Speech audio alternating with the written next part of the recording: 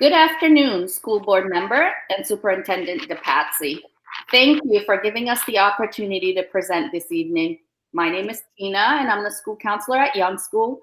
And I'm joined this evening by Jason, who's the school counselor at Saco Middle School, and Jen, who's a social worker at Fairfield, and Kristen, who's a school counselor at Fairfield. We're here to speak to you about a topic we hold dear in our hearts, and that's the children of Saco School District. As our team of social workers and school counselors continue the conversation around trauma-informed practices and childhood development, and as we saw the academic year come to an altering end, we researched relentlessly, trying to find best practices for children and families. Teachers and children left the classroom on March 13th without any forethought that they would never return to their classmates, their teachers, and in many instances, their school. We've researched, we spoke to many colleagues, we even spoke to students and many parents, and we advocate strongly for what we know is in the best interest of many students. And as always, we're going to keep in mind that not every student fits one mold and may have individual needs. So we'll strive to accommodate these students. So what do we know? So for sure that we know the impact on students and faculty, that will be a thing. Schools and educational staff, they provide structure for consistency and stability for students, so we do know that. We know that educational staff are important secondary attachment figures for children, and that we also know that there is a significant loss for staff and students. They will never forget this year and their schooling, thus giving us more reason to get this right.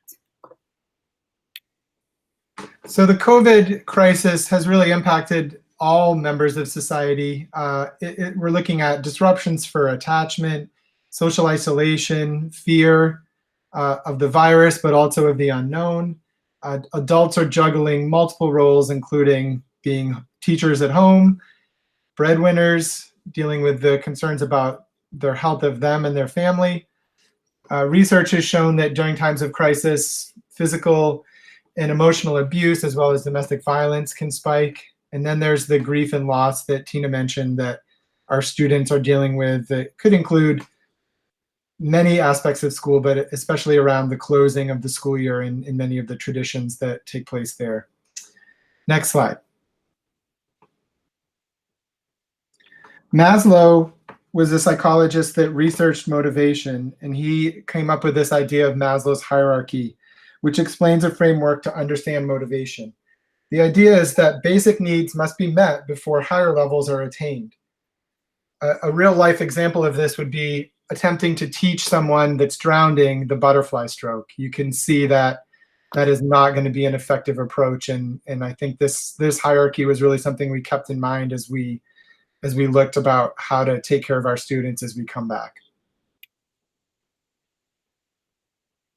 So as we looked at the research, there wasn't anything to directly compare to this situation. This is really an unprecedented situation with schools all over the country and the world closing. But the closest thing that people are looking at is really the research around a natural disaster when children unexpectedly have to leave school and then may be out for an extended period of time.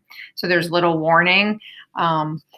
And we looked at that as well as information on trauma, grief, and loss. So throughout that research, the best predictor of how children respond to traumatic or these life-altering events is really how the adults around them respond. And so we've taken that to heart as we've really looked at how we bring kids back to school and how we validate this experience for them.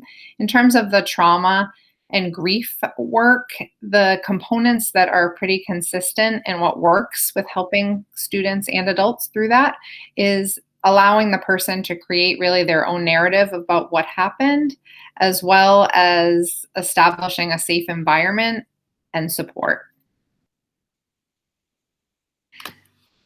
So as we look of what to expect, so some of that research tells us that what we can expect is that there will be a prolonged period when kids come back of a honeymoon to really reestablish those relationships and re-enter the school.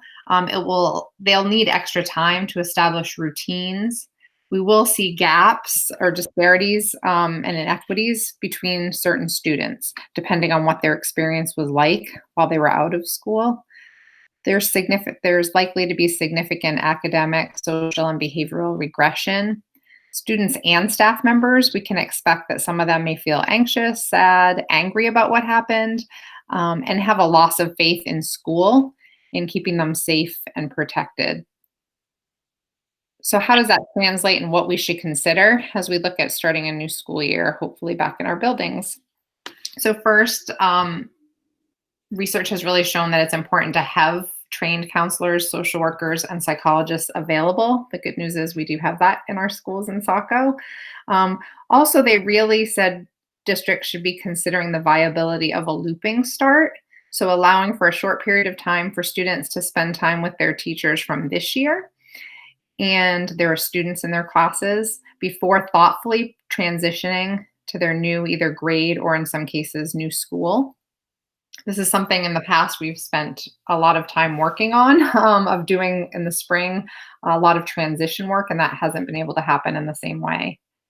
Also establishing some type of mechanism for validating their feelings and empowering students to regain trust, not only in the school, but also redevelop that sense of community that we know is so important.